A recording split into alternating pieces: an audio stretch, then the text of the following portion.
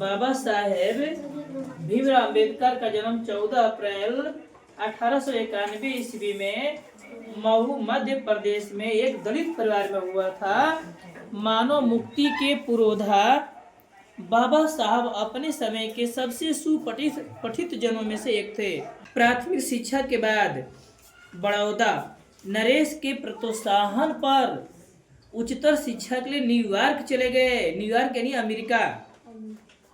फिर वहां से लंदन यानी इंग्लैंड चले गए। उन्होंने संस्कृत का धार्मिक, पौराणिक और पूरा वैदिक वंग में अनुभव के जरिए पढ़ा और ऐतिहासिक सामाजिक क्षेत्र में अनेक मौलिक स्थापनाएं प्रस्तुत की। सब मिलाकर वे इतिहास मीमांसक, विविधिवेता, अर्थशास्त्री, समाजशास्त्री, शिक्षाविद तथा धर्म दर्शन के विख्याता बनकर उभरे। स्वदेश में कुछ समय उन्होंने वकालत भी की। समाज और राजनीति में बेहद सक्रिय भूमिका निभाते हुए उन्होंने अछूतों, स्त्रियों, मजदूरों मानवीय अधिकार और सम्मान दिलाने के लिए अथक संघर्ष किया। उनके चिंतन और रचनात्मक के मुख्यतः 3 प्रेरक व्यक्ति रहे। वो कौन है? तो बुद्ध, कबीर, ज्योतिबा फूले।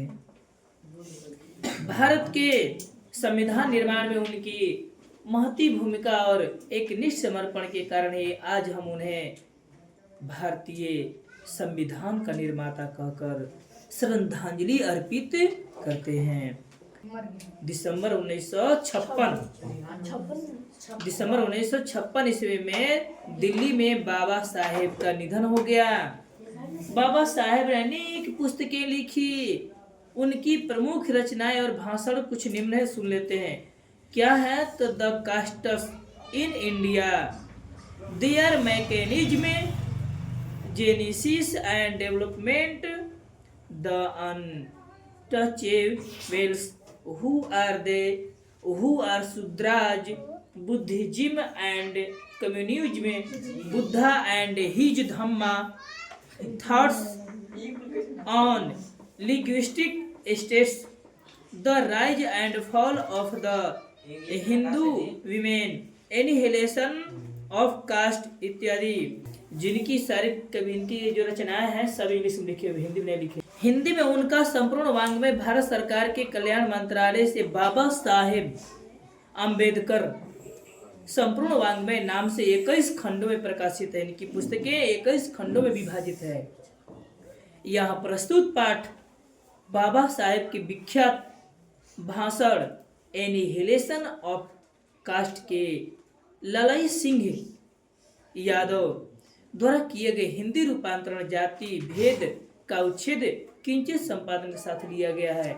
इन्होंने लिखा इंग्लिश में, परंतु इंग्लिश का हिंदी में रूपांतरण किया किन्होंने? तो ललाई सिंह यादव ने।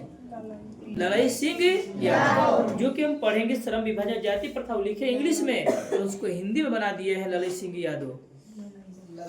यह भाषण जाति पाति तोड़क मंडल लाहौर के वार्षिक सम्मेलन सन 1936 के अध्यक्षीय भाषण के रूप में तैयार किया गया था, परंतु इसकी क्रांतिकारी दृष्टि से आयोजकों की पूर्णतः सहमति न बन सकने के कारण सम्मेलन स्थगित हो गया और यह पढ़ा न जा सका। बाद में बाबा साहेब ने इसे स्वतंत्र पुस्तिका का रूप दिया। प्रस्तुत आलेख में वे भारतीय समाज में श्रम विभाजन के नाम पर मध्ययुगीन अवशिष्ट संस्कारक रूप में बरकरार जाति प्रथा पर मानवीयता, नैसर्गिक न्याय और सामाजिक सद्भाव की दृष्टि से विचार करते हैं।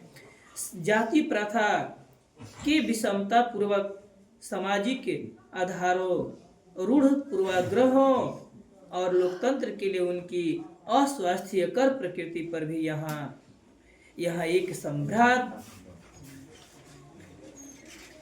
संभ्रात विधिवेता का दृष्टिकोण उभर सका है। भारतीय लोकतंत्र के भावी नागरिकों के लिए यह आलेख अत्यंत शिक्षाप्रद है। इनका ये परिचय था बाबा साहेब भीमराव अम्बेडकर। अब जो लिखे हुए श्रम विभाजन जाति प्रथा, श्रम होता है काम के आधार पर लोगों को बांट देना। यह विडंबना की बात है यह विडंबना की बात है कि इस युग में भी जातिवाद के पोषकों की कमी नहीं है।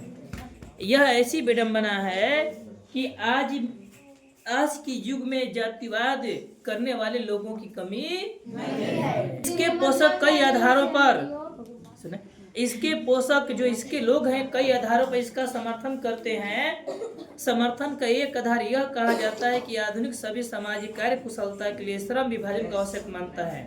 जो हमारा आधुनिक समाज है वह किसी